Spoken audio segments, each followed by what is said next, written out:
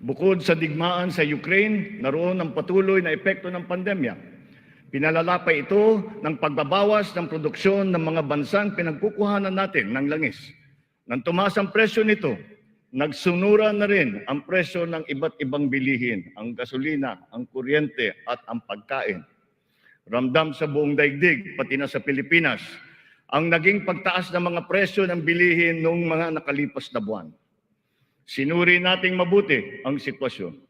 Sa tulong ng ating mga ekonomista, nakapagbalangkas tayo ng mga polisiya na magsisilbing pundasyon ng ating ekonomiya sa mga susunod na taon. Ito ay nakasaad sa ating medium-term fiscal framework na sinuportahan ninyo sa Kongreso. Kasabay nito ang paglulunsad ng mga estratehiya na mapalakas sa kakayahan ang ating mga kababayan at mga sektor ng ating ekonomiya. Nakakita po tayo ng magagandang resulta. While the global prospects were bleak, our economy posted a 7.6% growth in 2022, our highest growth rate in 46 years.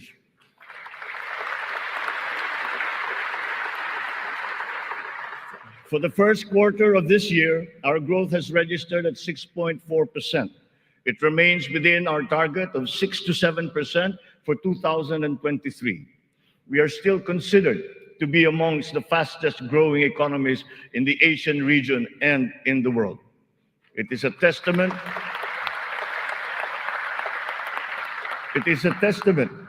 to our strong macroeconomic fundamentals. Our financial system, the nerve center of our economy, remains strong and stable. Banks, the transmission arms of our monetary policy, have strong capital and liquidity positions. Stimulated by the relaxation of pandemic restrictions, transactions once again have flourished alongside the booming e-commerce that was undeterred by the pandemic in 2022. The digital economy contributed 2 trillion pesos, the equivalent of 9.4% of our GDP. The economy is revived and rejuvenated, backstopped by a favorable enabling environment and the strong rule of law. This year, the World Bank projects a 6% overall growth rate, well within the range of our targets for the year. It is anchored on strong local demand, underpinned by consumer spending, and draws strength from the BPO industry and, of course, the steady flow of remittances and the continuing jobs recovery. Inflation rate is moving in the right direction. From 8.7% in January, our inflation has continued to ease up in all regions, settling now at 5.4% for June. What this means is that in spite of all the difficulties, we are transforming the economy. We are stabilizing the prices of all critical commodities. According to the Bangko Sentral, inflation is expected to ease further by the close of the year and projected at 2.9% by 2024.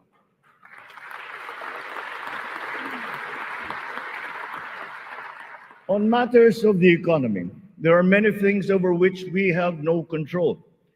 But over those where we do have control, we are doing everything we can. Puspusan ang ating ginagawa upang pataasin ang produksyon ng ating ekonomiya.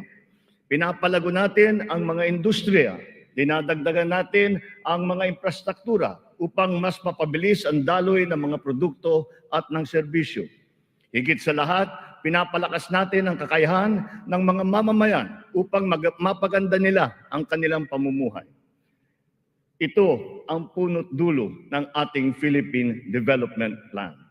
Investments in public infrastructure and in the capacity of our people through food, education, health, jobs, and social protection remain our top priority. For this year, economic and social services were allocated almost 70% of the national budget. Higher revenue collections will be critical in our bid to bolster public investments. Under our fiscal framework, we envision our tax and revenue efforts to further increase to up to 16.9% and 17.3% by 2028. Revenue generation has improved this year. From January to May, the Bureau of Internal Revenue has posted record collections amounting to 1.05 trillion pesos, an increase of almost 10% over the last year. For its part, the Bureau of Customs has also increased its collection by 7.4% for the first 7 months of 2023, amounting to 476 billion pesos. Since July 2022, we have seen increased revenues from PAGCOR of 47.9% and from the PCSO of 20%. We therefore seek, once again, the continued support of Congress to enact into law the policies and reforms under our fiscal framework. Sa mga nakalipas na buwan, nakita natin ang pagbaba ng presyo ng bilihin sa iba't ibang mga sektor. Napatunayan natin na kayang maipababa ang presyo ng bigas, karne, isda, gulay at asukal. Malaking tulong ang Kadiwa Store na ating muling binuhay at inilunsad. Ang layunin ng Kadiwa ay pag-ugnayin ang mga magsasaka at ang mga mamimili. Walang iba pang namamagitan. Wala nang dagdag na gastos at patong. Maganda ang kita ng magsasaka, nakakatipid din ang mga mamimili. Sa mahigit 7,000 kadiwa na idinaos sa buong Pilipinas, 1.8 million na pamilya ang nakinabang sa mababang presyo ng bilihin.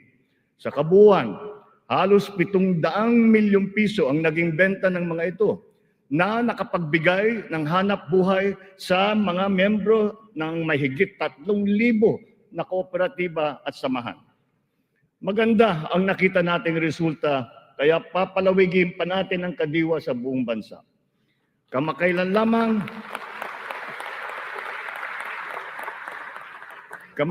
lamang ay nagsanib puwersa na ang mga ahensya ng pamahalaan upang lalo pang patibayin ang Kadiwa. Katuwang natin dito ang buong sektor ng agrikultura at ang lokal na pamahalaan. Our aim is to boost our local agricultural production through consolidation, modernization, mechanization, and improvement of value chains, augmented by timely and calibrated importation as needed. Nakita nating tumaas ng 2.2% ang sektor ng agrikultura sa unang 3 buwan ng taong ito.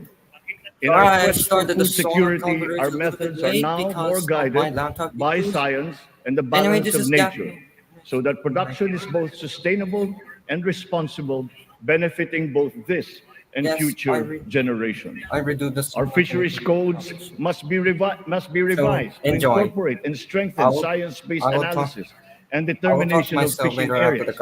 This approach will protect both the interests of our fisherfolk and our fisheries and aquatic resources. To this end, we will seek the support of Congress to amend the code to guarantee sustainable development of our fisheries sector in harmony with environmental balance.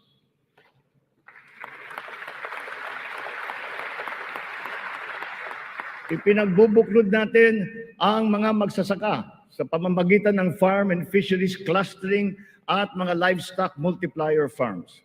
300 cluster na ang ating natukoy na binubuo ng halos 900 kooperatiba at may lawak na mahigit na 200,000 hektarya ng bukirin.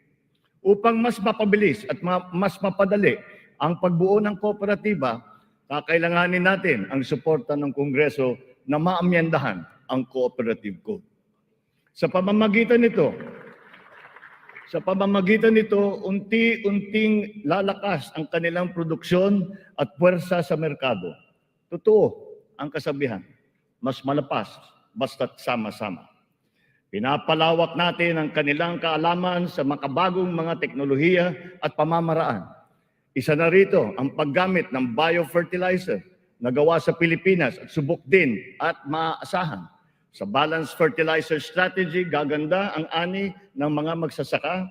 Hindi na nila kailangan pang umasa sa mas mahal at imported na fertilizer. Bilang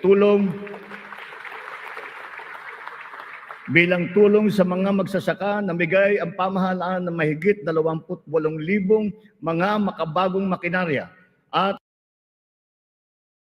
mga kagamitan sa iba't ibang dako ng Pilipinas. Sa ilalim ng iba't ibang mga programa ng kagawaran ng agrikultura, namigay ang pamahalaan ng mahigit na 50 milyong binhi ng palay, mahigit 1 milyong binhi ng mais, at sari-saring mga binhi ng gulay. Nagpamigay tayo ng mahigit 100,000 binhi ng nyug at nagpatanim sa halos 10,000 hektarya ng lupa sa buong bansa. Lahat ng mga binhing ito ay makabago, hybrid at mataas ang kalidad. Sa naging pagtaas ng presyo ng gasolina at pataba, nagdala ng kaunting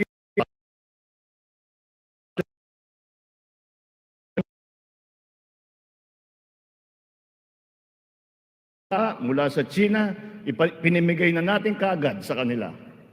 Isa sa mga dahilan ng pagtaas ng presyo ay ang mga smuggler, mga hoarder at mga nagmamanipula ng presyo ng produktong agrikultural. Hinahabol at ihaabla natin sila. Sadyang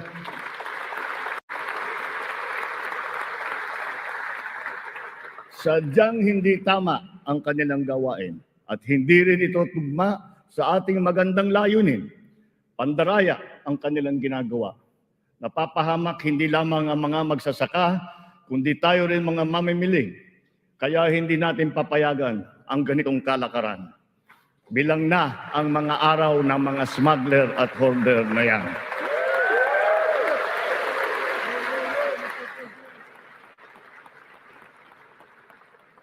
Mahalaga ang infrastruktura para masuportahan ang may 14 na milyong hektarya ng sakahan.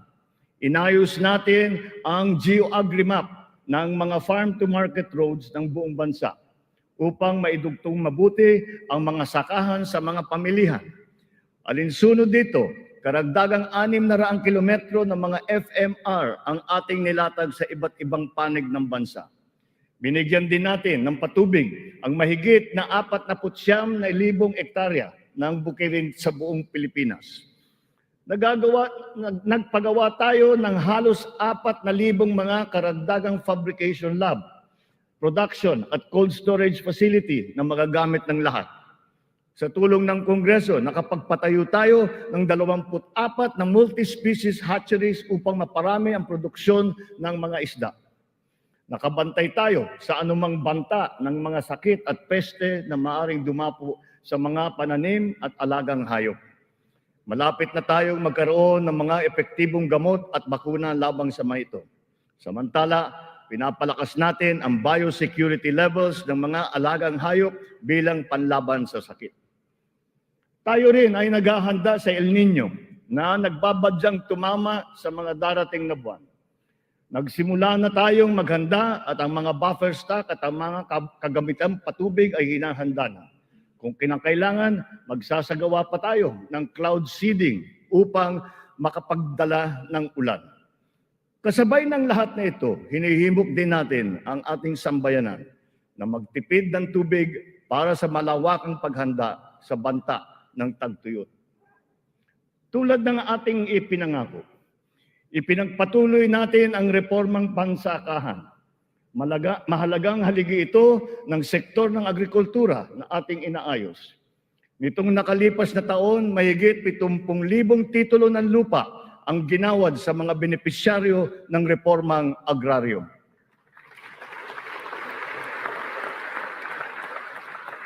Tamang-tama ang ating pagpapatigil ng mga bayarin ng mga benepisyaryo sa ilalim ng ating nilagdahan EO number 4. Isang taon mula nung aking unang SONA na isabatas na ang bagong Agrarian Emancipation Act.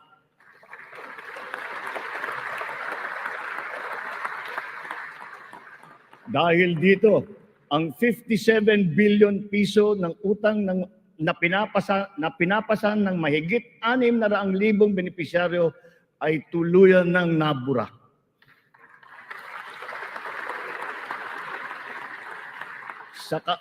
Sa ngalan ng mga magsasakang ito, at ang kanilang mga pamilya. Maraming salamat muli sa ating mga mambabatas.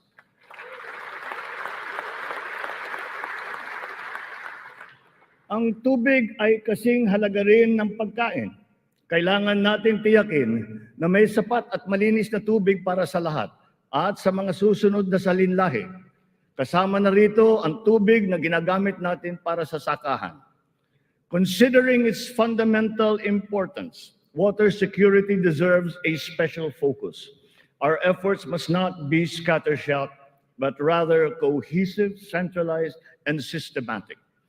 So given that urgency, we have created the Water Resources Management Office to specifically handle the delicate job involving this most precious resource. Nakikipag-ugnayan tayo sa Kongreso upang maipasa ang batas para sa pagbuo ng isang Department of Water Resource Management.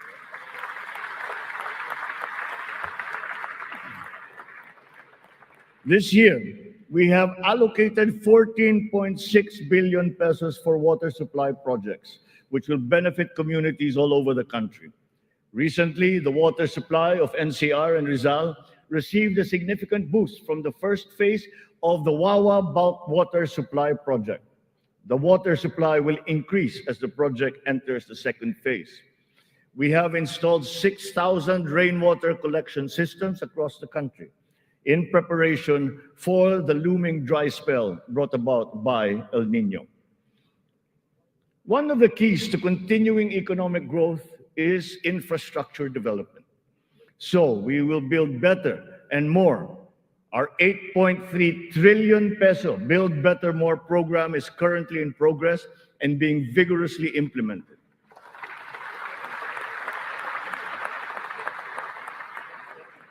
Ang buong bansa ay makikinabang sa 174 na proyekto sa ilalim ng programang ito.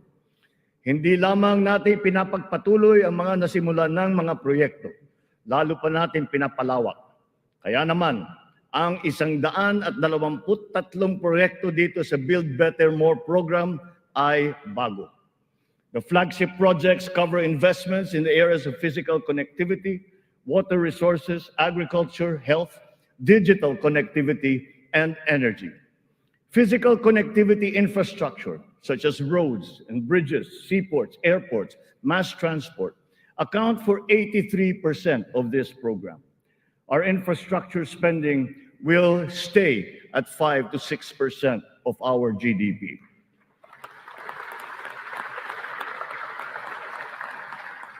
The underlying logic to our infrastructure development is economic efficiency.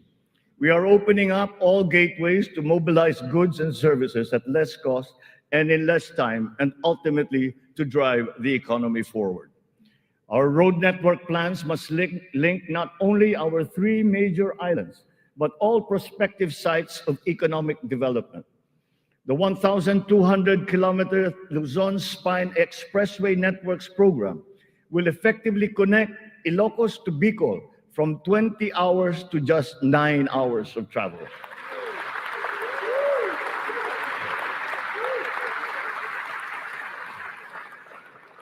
Under the Mega Bridge program, 12 bridges totaling 90 kilometers will be constructed, connecting islands and areas separated by waters.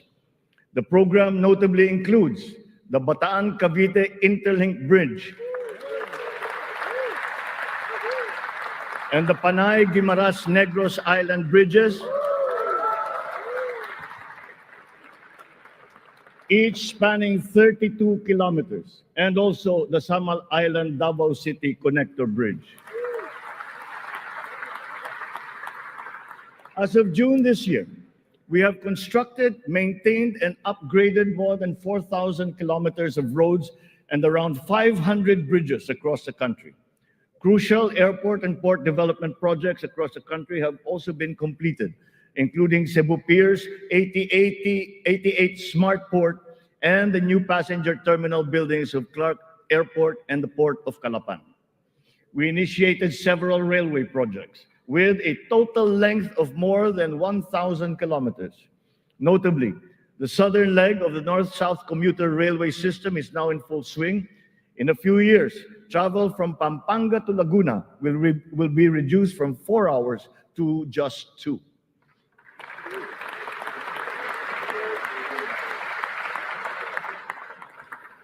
Intermodal connectivity will also be a primary consideration.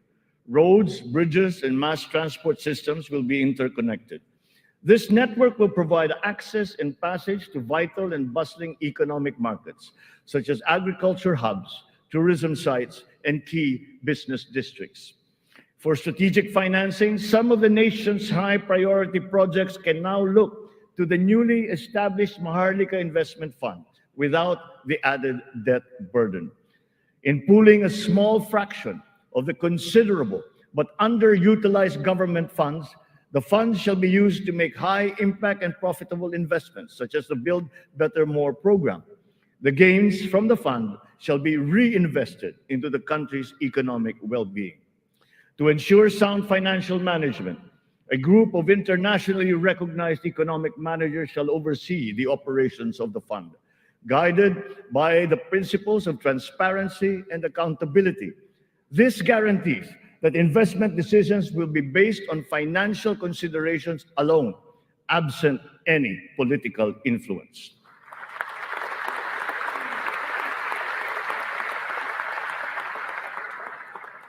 The funds for the social security and public health insurance of our people shall remain intact and separate. Owing to favorable market conditions, the price of crude oil has stabilized. Since last year, gasoline and diesel prices have gone down by 18% to 29% respectively. We have built 8 new additional power plants. This brings to 17 the total number of power generation facilities that have been switched on across the country since last year, substantially increasing our energy production by 1,174 megawatts. Alongside power generation, we are also as relentless in pursuing total electrification. Since my assumption into office, almost 500,000 homes have been given access to electricity. We will spare no effort to achieve full household electrification by the end of my term. 100% is within our reach. When it comes to energy, renewable energy is the way forward. We are aggressively promoting renewables so that it provides a 35% share in the power mix by 2030, and then on to 50% by 2040. To accelerate the realization of this green energy goal, we have opened renewable energy projects to foreign investments. Since last year, an additional 126 renewable energy contracts with a potential capacity of 31,000 megawatts have been awarded. To date, we have over 1,000 active projects spread all over the country. 299 of these are solar, 187 are wind, 436 are hydroelectric, 58 biomass, 36 geothermal, and 9 are ocean powered. The Malampaya project has been a boon to our country, energizing 20% of Luzon. The renewal of the contract guarantees continued revenues and energy production for another 15 years. But aside from Malampaya, we will also push for more gas exploration in other parts of the country. The national government has also partnered with the BARM in regard to energy exploration and development, and also its utilization within its territorial jurisdiction. We therefore expect to see renewed investor interest in its promising sites. We finally have a unified national grid with the interconnection of the Luzon, Visayas, and Mindanao grids. The one grid, one market will enable more efficient transfers and more competitive pricing of electricity throughout the country. However, 68 grid connections are much delayed, according to the ERC's count. We are conducting a performance review of our private concessionaire, the National Grid Corporation of the Philippines. We look to NGCP to complete all of its deliverables, starting with the vital Mindanao, Visayas, and Cebu Negros Panay interconnections. Habang pinapabuti natin ang lagay ng ekonomiya, pinapalakas din natin ang kakayahan ng Pilipino. Ito ay sa pamamagitan ng mahalagang armas ng edukasyon, magandang kalusugan at trabaho. Malaking bahagi ng pondo ng pamahalaan ay inilaan para sa mga ito. Sa ating pagtahak sa kaunlaran, walang mamamayang Pilipino ang maiiwanan. Para sa atin, ang bawat buhay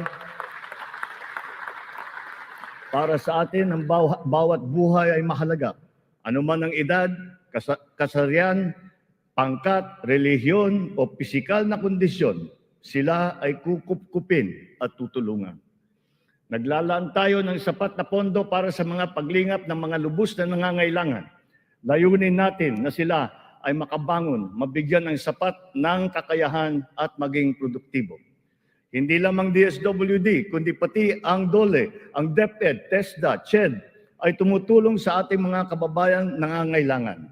Ang AIX, TUPAD, TVET for Social Equity, Social Pension for Indigent Senior Citizens, at ang Cash for Work para sa mga PWDs ay ilan lamang sa mga mahahalagang programa ng pamahalaan para sa kanila. Nariyan din ang Integrated Livelihood Program Kabuhayan upang matulungan ang mga maliliit na negosyo. We are inclusive in our pursuit of social protection. The pension of the military and the uniformed personnel is as important, as urgent, and as humanitarian as that of all other civilian Filipino employees. Efforts are underway to make it fully functional and financially sustainable. We are once again working closely with Congress to ease the transition from the old system to the new one, so as to be able to guarantee that no effects are felt by those in the uniformed services.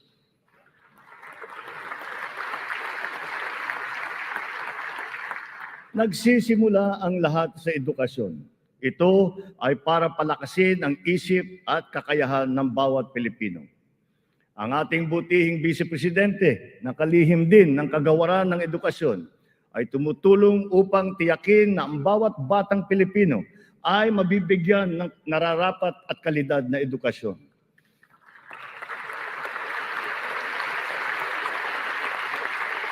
We have renewed hope in giving the best to our next batches of students, especially the 28.4 million learners who return to school this year.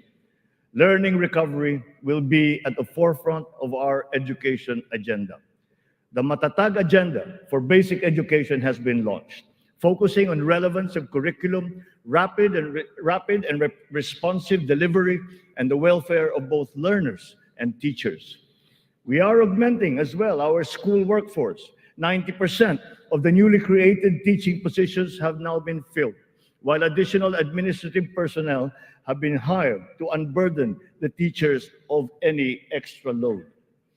Taking to heart the lessons of the pandemic, alternative delivery modes and blended learning methodologies have been adopted to ensure unhampered learning. Additional social safety nets, such as school-based feeding programs, are also being implemented. Learners will be made more resilient. Our public schools and facilities are being increased and fortified. The shortage of classrooms and facilities is being addressed. Aside from new construction, schools and facilities are being retrofitted to become ready for the future, ready for hybrid and high-tech learning, and also climate-ready and disaster-proof. Through the DepEd Partnership Assistance Portal, private sector partners continue their assistance in the rehabilitation and improvement of schools as part of their corporate social responsibility programs. We are recalibrating the K-10 curriculum to ensure that it is always relevant, responsive, and at par with international standards. Literacy and numeracy skills need to be strengthened. The virtue of good citizenship and sense of community are also now integrated into our curriculum. We continue to exhaust all efforts to keep our young people away from the sinister influences in the dark corners of society. We are making available to them their participation in formal schooling, alternative learning, non-diploma courses, or in Technical Vocational Education and Training, or TVET. TVET continues to prove itself to be an empowering educational intervention. There are many examples of how its graduates have gone on to secure competitive technical jobs. Since last year, more than 1 million Filipinos graduated from the TVET, one-third of whom were TESDA scholars. More and more of our higher education institutions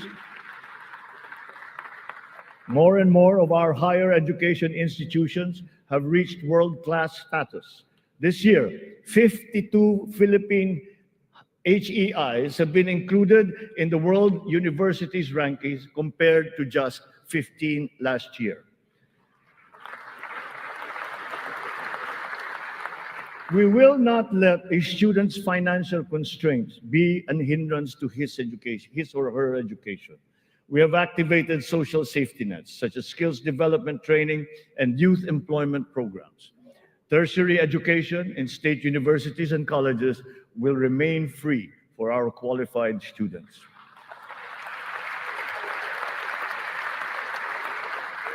Last year, out of the 4.1 million enrolled college students, almost 50% were beneficiaries of the country's free higher education under the Universal Access to Quality Tertiary Education program. Deserving and talented students without the financial capacity to attend school will not be left behind in this education agenda. A culture of innovation, working hand in glove with a culture of entrepreneurship, must be fostered. This is Filipinovation. Science and technology, especially R&D, will be at its foundation. The DOST leads the development of our capabilities in science, technology, and innovation. Science and technology-related scholarships are made available for the talented and technically gifted students from high school all the way to graduate school. To address the challenge of staying at the cutting edge of technology, 44 renowned Filipino scientists in diverse areas of expertise have returned home under the Balik Scientist program. They will undertake research in various priority fields and will be supported by upgraded facilities and R&D funding.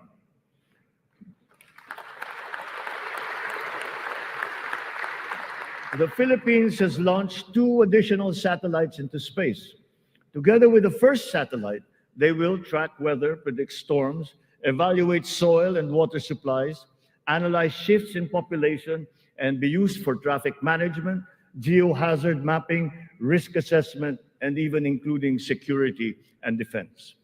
Science, technology, and innovation will drive the quality and competitiveness of our workforce, as well as our manufacturing, export, creative, and service industries in existing markets and in new ones waiting to be explored.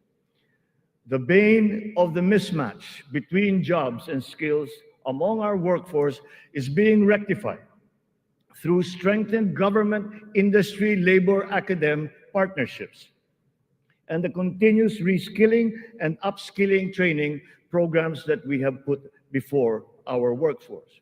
For our seafarers to continue to excel, maritime education in the Philippines has been strengthened. This will progress and solidify our country's position as a global maritime hub through the steady supply of competent Filipino seafarers to foreign merchant marine vessels. The question about the European Union's recognition of the standards of training of Filipino seafarers has, after 17 years, finally been resolved.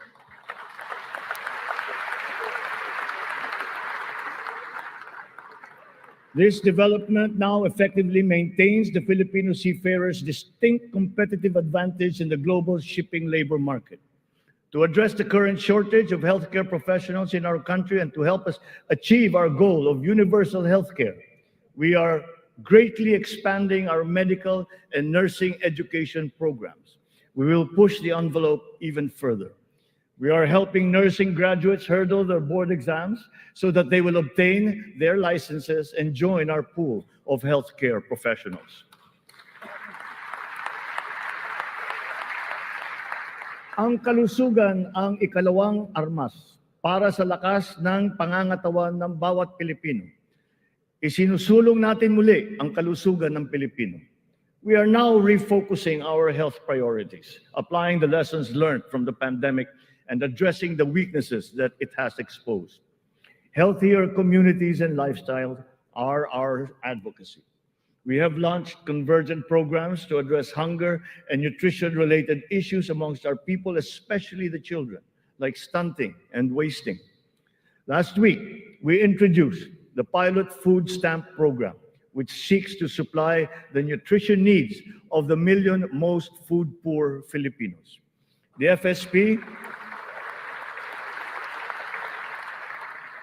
FSP shall complement our nutrition continuity programs, such as the First 1,000 Days program, which ensures nourishment for the first 3 years of a child's life. The supplemental feeding program is for our children attending daycare centers. The K-6 program will feed kindergarten to grade 6 public school students who are suffering from wasting and severe malnutrition. We are catching up on the routine vaccinations of our children. As of this year, more than 80% of our eligible children have been vaccinated against measles, rubella, and polio. Nananawagan ako sa lahat ng mga magulang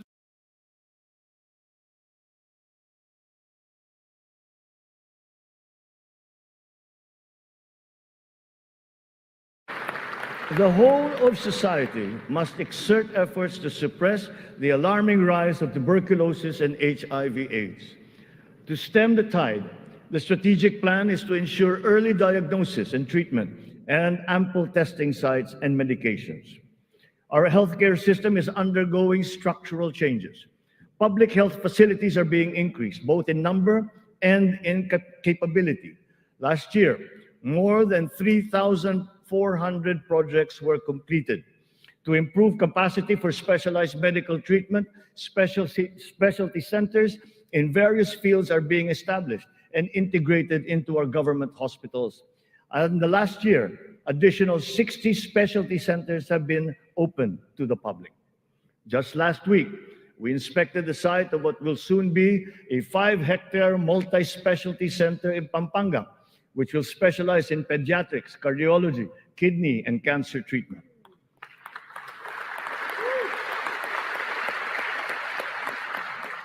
We are working for a more direct, efficient delivery of services through integrated primary care providers and networks in partnerships with the LGUs and our partners in the private sector. These shall, of course, be supported by what is now a better and more efficient PhilHealth. Ang presyo ng mga mahalaga at pangunahing gamot ay bumaba ng humigit kumulang ng 40%. Mayroon ding iba na bumaba na hanggang 70%. Aside from the maximum retail price regulation being implemented, strategic VAT exemptions also lowered the prices of 59 essential medications such as those for cancer, diabetes, hypertension, kidney disease, and mental illness. Palapit na tayo. Palapit na tayo sa hangarin na ang lahat ng Pilipino ay makakakuha ng serbisyong pangkalusugan. Sa ngayon, mahigit 93% na ang kasapi sa PhilHealth. Sa pinagandang konsulta package ng PhilHealth, 21 klase ng mga gamot at 13 laboratory service ang ibibigay ng libre. Ngayon, meron na tayong mahigit 2,000 konsulta center sa buong bansa. Ang bilang na ito ay mas marami ng 35% mula nung nakalipas na taon. Upang mas lalo pang makatulong sa mga pasyente, ang dating 70 libreng dialysis session ay inakyat na natin sa 156.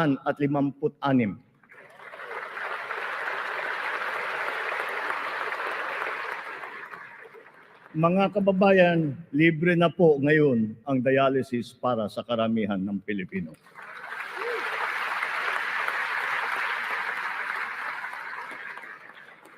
Noong nakalipas na taon, mahigit 3.4 milyon na Pilipino ang nabigyan ng tulong sa ilalim ng Medical Assistance for Indigent Patients program ng DOH. Tinutugunan natin ngayon ang ating kakulangan sa mga doktor at mga nurse sa pamamagitan ng mga reforma sa edukasyon, patuloy na pagsasanay at paniniguro sa kanilang kapakanan. Naglagay po tayo ng doktor sa halos 200 munisipyo sa bansa. Lalagyan natin din ng doktor ang natitirang 19 na bayan na wala pang doktor. Upang masuklian naman natin ang naging sakripisyo ng ating mga health workers sa pribado at pampubliko ng mga ospital nung nakaraang pandemya, ipapamahagi na sa kanila ang kanilang COVID Health Emergency Allowance at iba pang mga nabinbing benepisyo.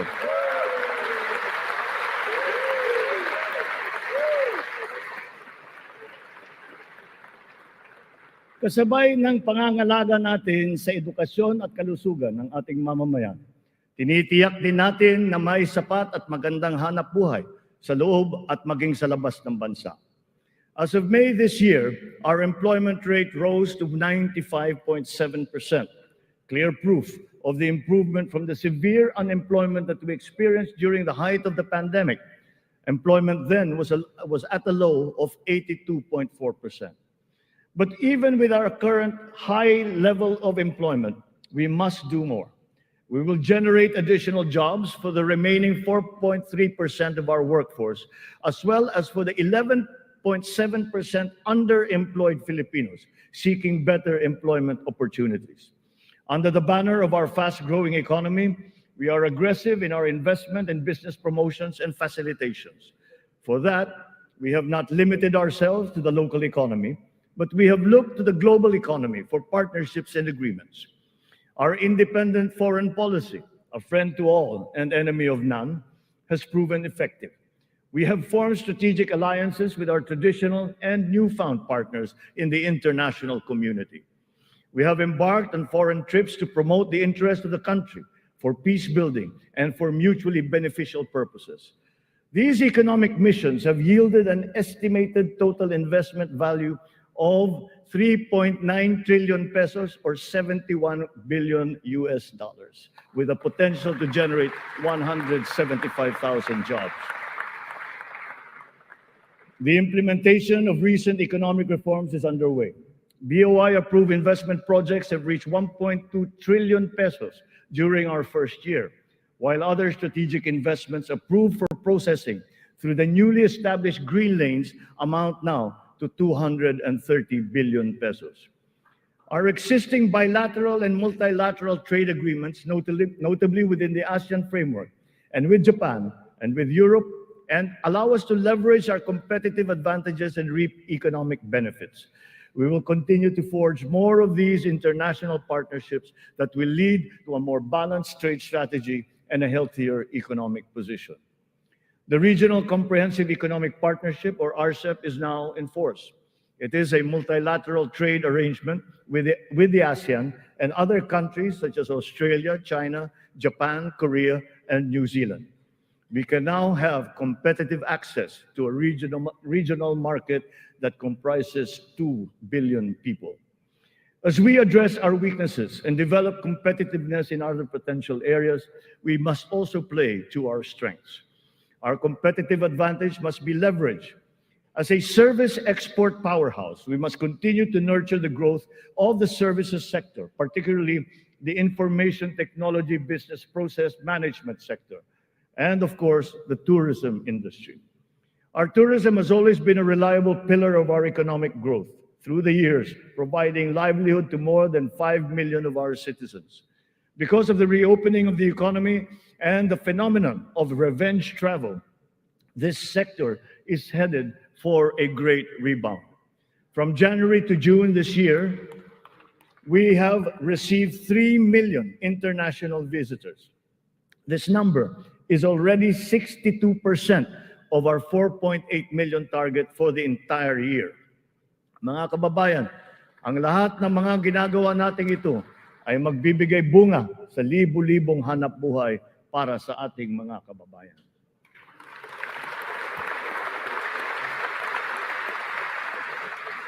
To create these investment opportunities, we must ensure that an enabling business environment is in place, that there is peace and order, and that the rule of law governs.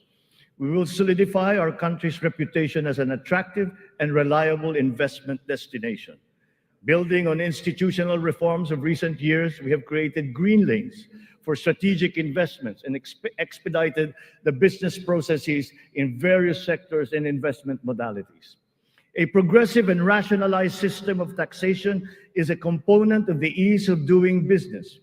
The CREATE law has made our corporate tax and incentive schemes equitable and business-friendly. There are more structural tax reforms that must be introduced to allow us to reach our socio-economic targets.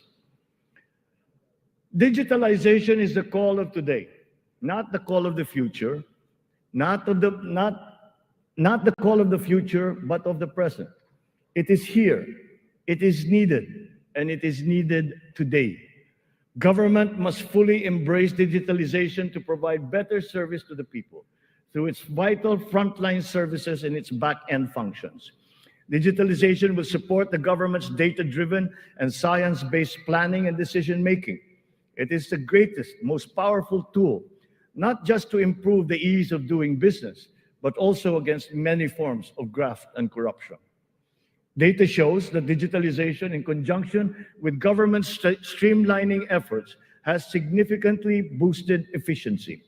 Notable examples are in the areas of government payments, company and business registrations, issuance of permits and licenses, loan applications, and revenue collection. All our digitalization efforts will be linked to our payment systems, whose digital transformation has been accelerating at a remarkable rate. Digital payments accounted for 42% of the total retail payments made in 2022, whether by businesses or individuals or by the government. Its high trajectory is now well positioned to achieve Bangko Sentral's target of 50% of total retail payments by this year. The eGov.ph app has also been launched. As envisioned, all key government services are to be integrated into the single and centralized mobile app for the convenience of the general public. The national ID system will be at the core of this digitally transformed network of government services. It will fundamentally change the lives of each Filipino. At 87% total registration, we are now closer to establishing a complete, accurate, and reliable digital database of our own for the entire population. This has already been integrated into the eGov.ph app and can be now accessed by our citizens. Consistent with this transformative policy direction, all government offices must then ensure that their vital services are digitalized immediately. In response to this call, the Department of Migrant Workers launched last week the Department of Migrant Workers Mobile to make the journey of our overseas Filipino workers easier. Because of system upgrades, our internet speed has improved. As of June of this year, our fixed broadband speed ranks 47th amongst 180 countries. This ranking is 11 places higher than it was last year.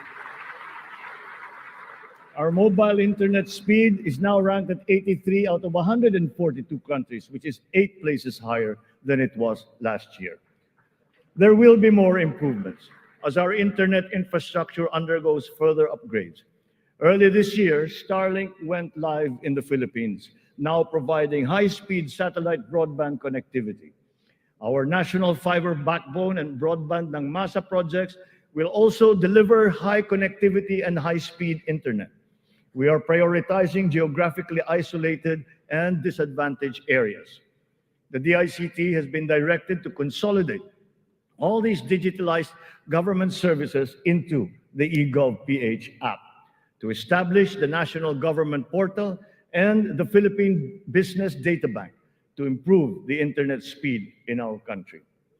With our e-commerce roadmap firmly in place, we are poised to take this digitalization drive further and beyond, utilizing e-commerce to take full advantage of new technologies. The first bill that I signed into law was the SIM Registration Act, because we are mindful of the risks and vulnerabilities that can lead to negative consequences. Digital users and consumers shall be protected from identity theft, phishing, other online scams through essential systems and safeguards such as cybersecurity, data privacy, consumer complaint mechanisms, and financial literacy campaigns.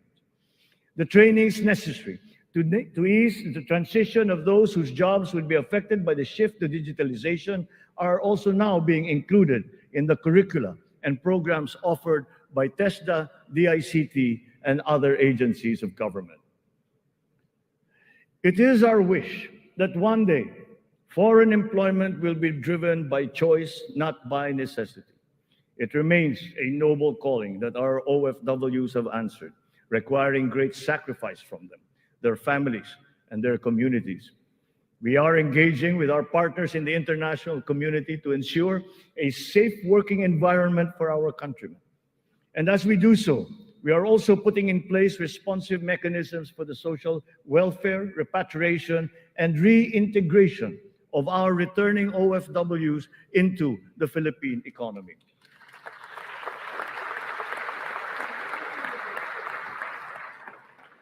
As the world economy reopens, we are witnessing a rise in overseas Filipino deployment. In 2022, the number has increased by 62%. OFWs continue to send in historically high remittances, solidifying their role in our transformative economic growth. In 2022, our OFWs contributed $32.5 billion, or roughly 1.8 trillion pesos, to our economy. Several countries have also signified interest to explore bilateral labor cooperation with the Philippines in the areas of healthcare, tourism, hospitality, engineering, construction, and information technology. Recently, we signed agreements with Singapore, Austria, and the province of Alberta in Canada. Our priority is to ensure that the principles of ethical recruitment, fair employment, and the safe and orderly migration of our people are embodied in our agreements with other countries. For example, the deployment issue in the Kingdom of Saudi Arabia has now been resolved. And as of today, 70,000 of our OFWs have already been deployed to Saudi Arabia for employment. Moreover, the unpaid salaries and other related claims of some 14,000 OFWs who have been put out of work in Saudi Arabia during the pandemic are now being processed. The Crown Prince of the Kingdom of Saudi Arabia himself personally committed to me that the unpaid claims of Filipino workers would now be paid.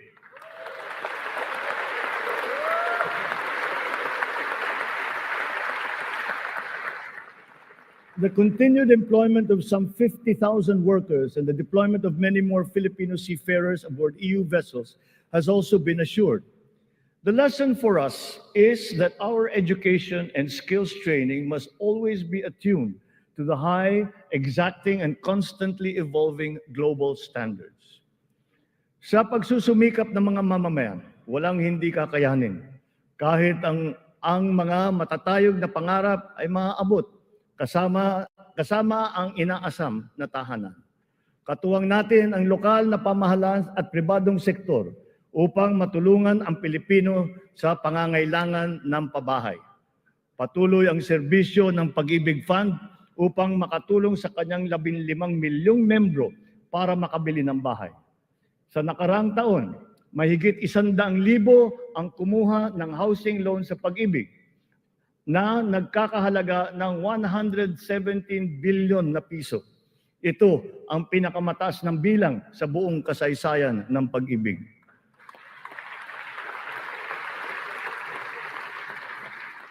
Itong nakalipas na taon, mahigit 148,000 na kabahayan at mahigit 30,000 mga Certificate of Eligibility of Lot Award ang naipamahagi sa Luzon, sa Visayas at sa Mindanao sa ilalim ng sari-saring mga programang pabahay ng pamahalaan.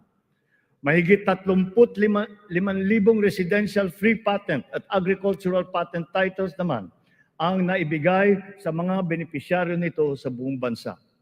Hindi pa dito natatapos. Papalawigin pa natin ang ating inilunsad natin ang pambansang pabahay para sa Filipino Housing Program o 4PH. Nagkaroon na tayo ng groundbreaking sa 25 lugar sa iba't ibang bahagi ng bansa. Nagpirmahan na rin ng kasunduan upang simulan ang mga proyekto sa mahigit 100 lokasyon Kung susumahin natin ito, mahigit 1 milyong kabahayan ang maialay natin sa ating mga kababayan sa buong bansa.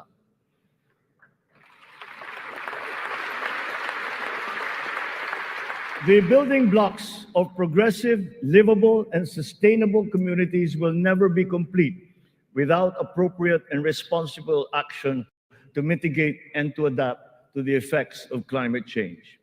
We can never lose sight of our responsibility to the future. The economic agenda cannot and will not ever be incompatible with our climate change agenda. Climate change is now an important criterion in our integral national policies, in planning, decision-making, up to the implementation of programs. The potential advantages of such enlightened policies extend to jobs and livelihood, with the unlocking of the development of the green and blue economies. We have learned many painful lessons from past disasters, but we continue to be alert and prepared in our disaster response. It has in fact been commented that sometimes we are over-prepared for such natural disasters. Well, to continue that, we are reorganizing our response teams to make them more adaptable, agile, and effective in times of calamities and crises, with a clear unity of command. Our evacuation centers are being upgraded to withstand the greater forces of the new normal of extreme weather, as well as other natural and man-made disasters. Furthermore, new evacuation centers are also being built, of which 55 have already been completed. We remain committed to global decarbonization goals and the reduction of our carbon footprint. We preserve and protect the treasure that is our forests.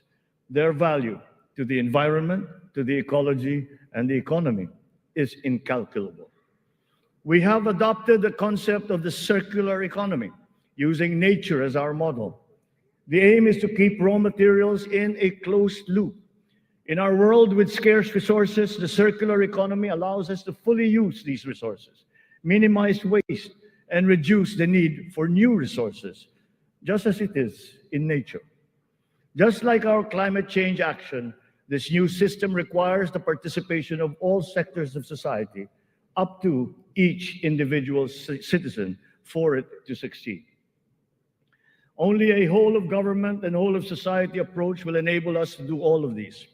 It is necessary to apply all the resources that are at hand if we are to progress as quickly as we need to. Collaboration is the key between and among government offices, and between government and the private sector, between industries and the academe, between government and international partners, and most importantly, collaboration between and among our populace. Kakailanganin natin ang tulong at kakayahan ng buong pamahalaan at ng buong bansa. And so we shall do the same for the next 5 years. We seek not only to become more effective, but more, to become truly transformative. This approach will be operationalized through the interagency cooperations, as well as through coordinated efforts between and among the 3 branches of government and the independent constitutional bodies. We have organized private sector advisory councils and national local mechanisms to establish the needed linkages. Once again, on this same principle, I urge the government to enact a new government procurement law and a new government auditing code.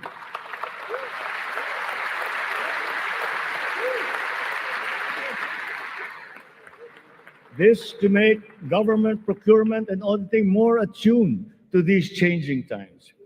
We will give effect to the mandate of the Constitution and the Local Government Code as clarified by the Supreme Court very soon. Almost all the required devolution transition plans of the LGUs are done. To fully prepare them for optimal devolution, the necessary technical and financial assistance is being extended to our local governments. In everything that we do, the enduring Filipino quality of bayanihan will still be our guide. 5 taon mula nung matinding kaguluhan, babangon na ang Marawi City.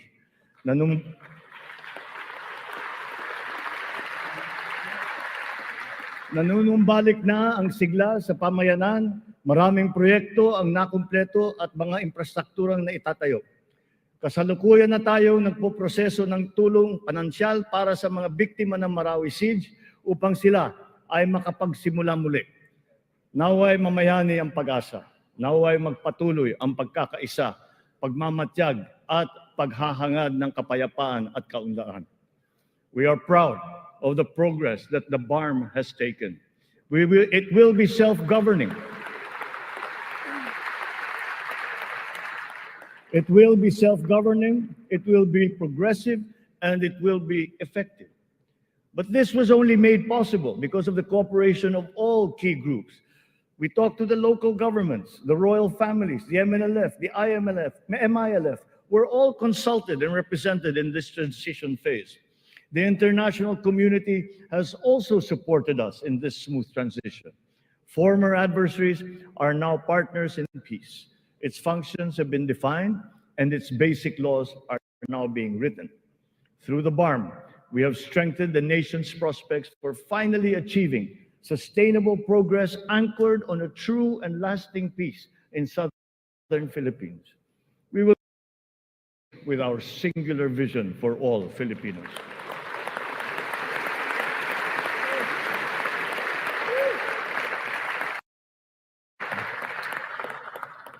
A strong and stable rule of law will strengthen the foundation of our transformation. Our police and armed forces are being strengthened and modernized to be more effective in maintaining peace and order and in defending our sovereignty. We fully support the judiciary's efforts to improve the justice system and to protect constitutional rights. The campaign against illegal drugs continues, but it has taken on a new face.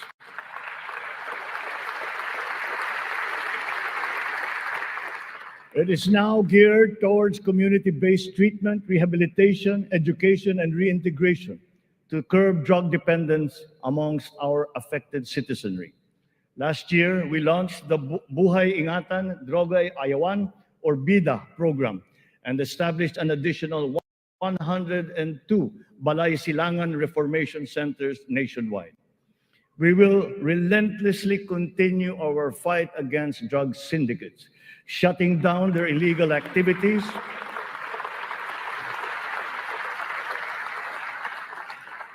we will shut down their activities and dismantle their network of operations. Unscrupulous law enforcers and others involved in the highly nefarious drug trade have been exposed. I will be accepting their resignations.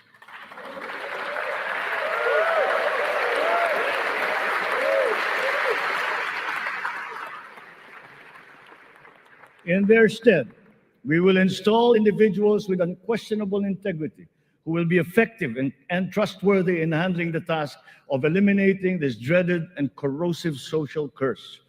We cannot tolerate corruption or incompetence in government.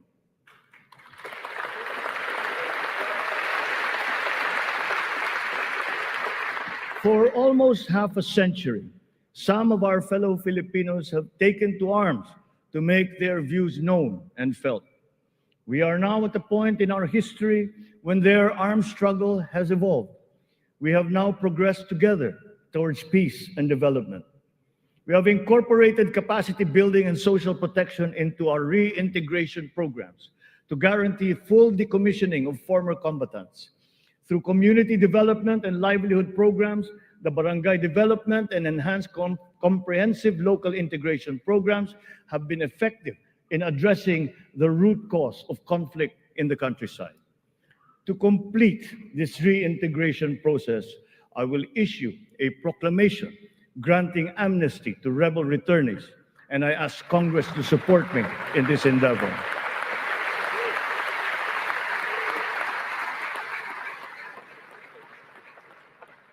Our journey to progress requires not only unity and social cohesion amongst our people. It is also imperative that our nation remains intact and inviolable, our sovereignty preserved. We will protect our sovereign rights and preserve our territorial integrity in defense of a rules-based international order.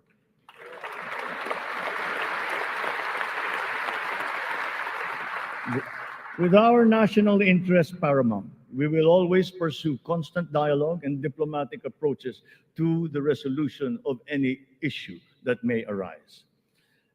So the initial results of our efforts inspire confidence. Let us continue to be relentless in our aspiration of peace and progress. This has not been the work of a single person, neither a single branch of government, nor even the whole government acting alone. This is the collective synergy achieved by all Filipinos working together. It took a whole-of-nation effort to achieve this immediate recovery from our pandemic slump.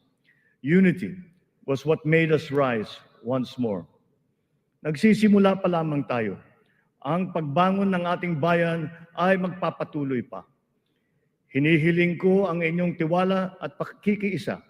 Sa ganitong paraan, makakamtan natin ang ating tanging hangarin, ang maginhawa, matatag at panatag na buhay para sa lahat ng Pilipino.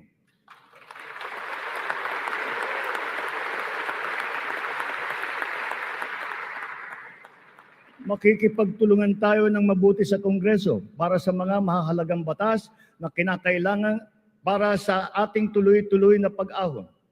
And once again, I appeal to Congress for its support for the following priority legislations. The essential tax measures under our medium-term fiscal framework, such as excise tax on single-use plastics, VAT on digital services, rationalization of mining fiscal regime, motor vehicle users charge, road users tax, the military and uniform personnel pension, amendment of the Fisheries Code, amendment of the Anti-Agricultural Smuggling Act, amendment of the Cooperative Code, new government procurement law, new government auditing code, anti-financial account scamming, Tatak Pinoy law, the Blue Economy law, ease of paying taxes, LGU income classification, and the Philippine Immigration Act. In the past year, it has been a source of great hope and optimism to me to now know that there is an enormous pool of highly competent and dedicated workers serving in our government. It is up to us to provide good leadership and guidance. They love the Philippines and have responded to our call.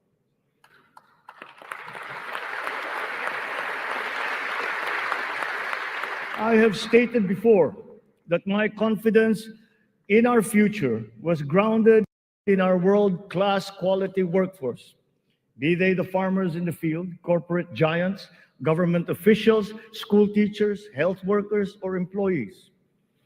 That confidence has been further buoyed by the demonstration of love for the Philippines. Every Filipino has unanimously risen to the challenge that we have made to them to be part of our nation's future. Handa silang maghandog ng tulong dahil mahal nila ang kanilang kapwa Pilipino at mahal na mahal nila ang Pilipinas. And thus, with this in my heart, I know that the state of the nation is sound and is improving. Dumating na po ang bagong Pilipinas. Maraming salamat po sa inyo.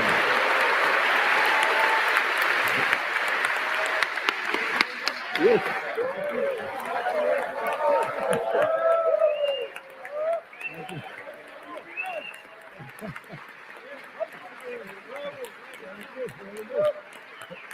Thank you. All right.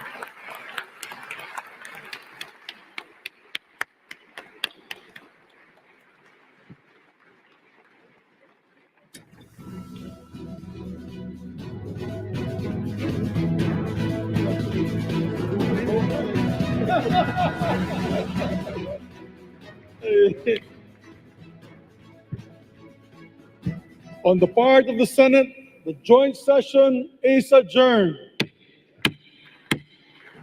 On the part of the House of Representatives, the joint session is adjourned.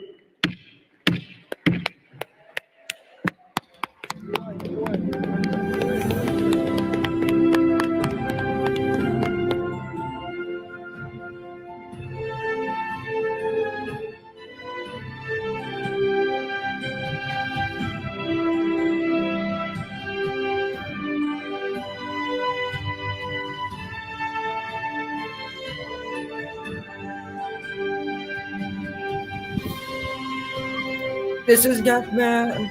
Okay, this is Gabman, the gaming BrickToys and AutoEventsFan03's speaking once again.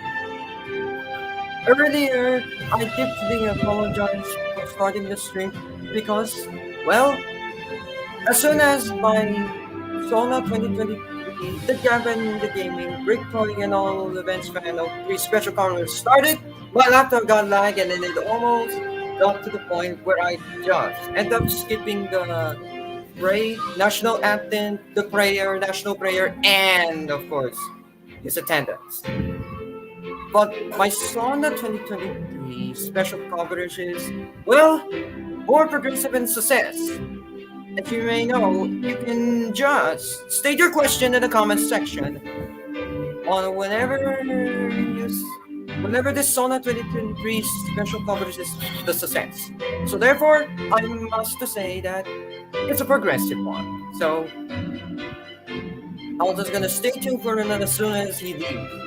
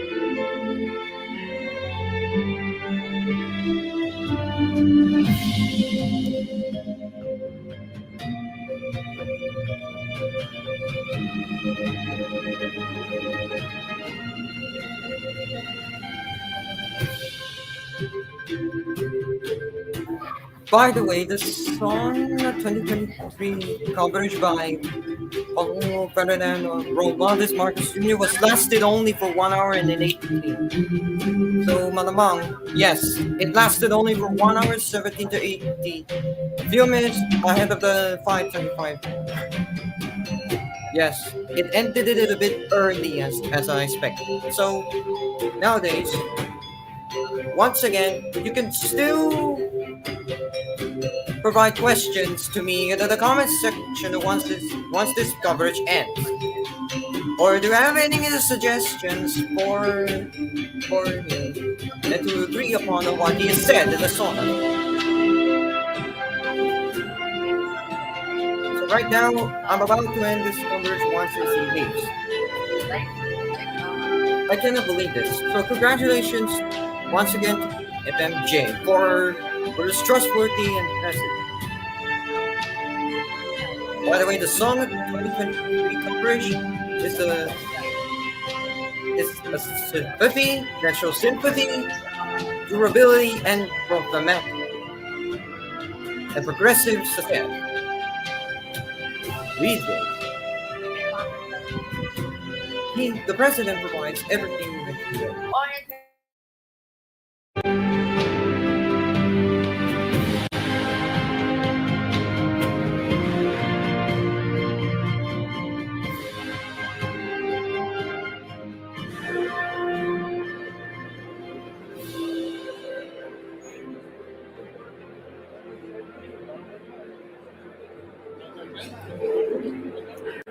Bayan, atin pong natunghayan ang katatapos-tapos lamang na ikalawang State of the Nation Address o SONA ni Pangulong Ferdinand R. Marcos Jr.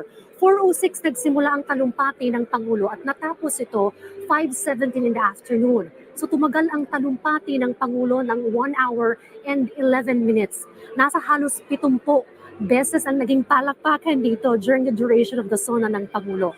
Nagsimula yung talumpati ng Pangulo sa mga usapin na malapit sa kanyang puso, ang usapin tungkol sa ekonomiya at agrikultura.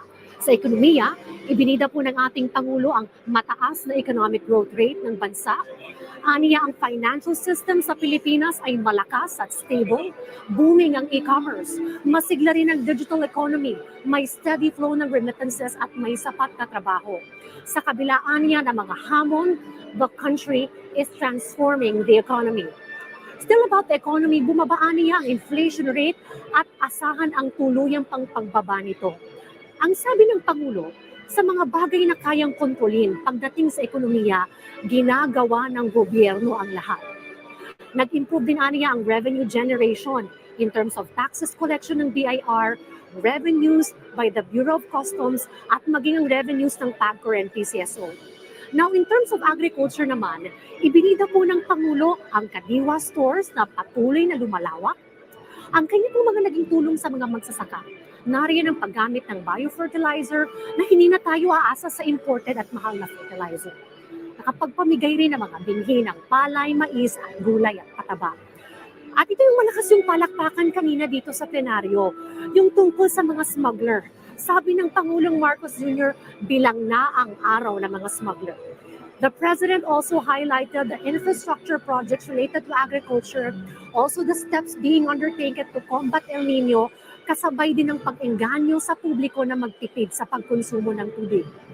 Ilan pa sa mga nabanggit ng ating Pangulo sa kanyang ikalawang SONA ay magkaroon yung Department of Water Resource and Management o Resource Management. Ito yung kanyang hinihinging suporta sa harap ng mga mambabatas. Now, after economy and agriculture, pumunta naman ang Pangulo sa mga topics related to infrastructure, energy, particularly renewable energy, at sa edukasyon. Ilan sa mga nabanggit ang tungkol sa Build Better More infrastructure projects and also yung tungkol nga sa renewable energy. Now, kausap ngayon ni Pangulong Marcos Jr. understand si Vice President Inday Sara Duterte. Halos magkatabi sila, no? Kasi nabanggit rin ng Pangulo yung mga programa patungkol sa edukasyon, like the review of K-10 curriculum na dapat at par with international standards. Nabanggit din ng Pangulo yung magandang performance sa mga HEIS. Ano rin ang pagiging libre ng pag-aaral ng mga qualified students sa state universities. Nariyan din yung pagpapalakas sa Balik Scientist Program at iba pang mga programa na patungkol sa science, technology, and innovation. Mas pinalakas din niya ang maritime education sa Pilipinas. Now, pagdating naman sa mga healthcare professionals, mas palalakasin yung medical and nursing program at tutulungan yung ating mga kababayan na maipasa yung board exam. Now, after tackling infrastructure, energy, and education, tumungo rin ang ating Pangulo sa topic ng may kinalaman sa kalusugan. Nariyan niya yung convergence program, laban sa kagutuman o hunger, at ganun rin sa malnutrisyon. Ibinida niya yung food stamp program. Naroon din yung vaccination program for kids, so ang appeal niya sa mga magulang, kumpletuhin yung bakuna ng kanilang mga anak. There's also a mention of improvement in public health facilities. Specialty centers are being established and being opened, one of which, yung nabanggit ng Pangulo, ibinida niya yung specialty center doon sa Pampanga. Pinaganda rin yung konsulta package ng PhilHealth. Nariyan din ang libreng dialysis sa mga Filipino. Yung mga kakulangan naman ng mga doktor, naglagay na rin ng mga doktor sa mga munisipyo at lalagyan pa ang ibang bayan na walang mga doktor. COVID health emergency allowance, ito, malakas din yung palakpakan dito kanina ibibigay na dun sa mga health professionals. Natukoy din nabanggit rin ng Pangulo yung patungkol sa labor and employment, mapalokal man yan o sa iba yung dagat, mga programa sa information and technology. So aggressive ang gobyerno sa business promotion, not limited to local but also to global economy.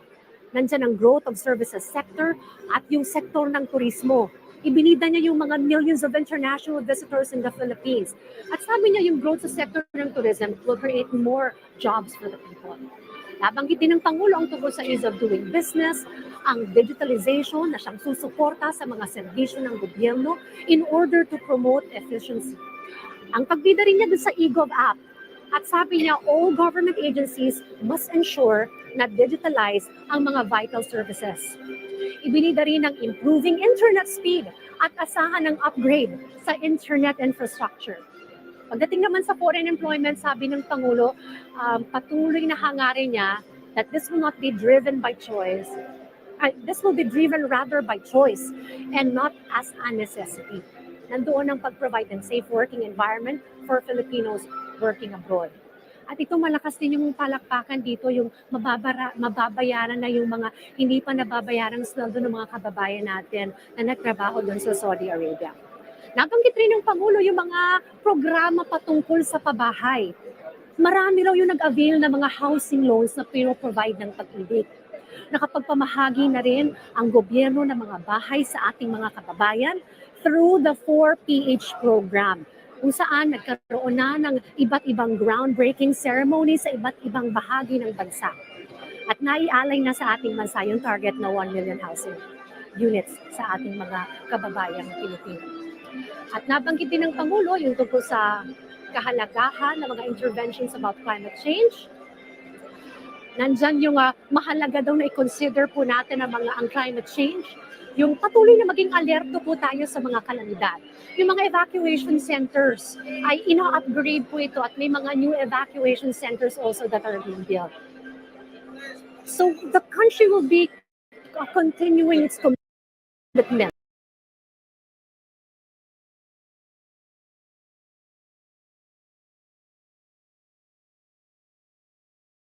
I'm just gonna cut.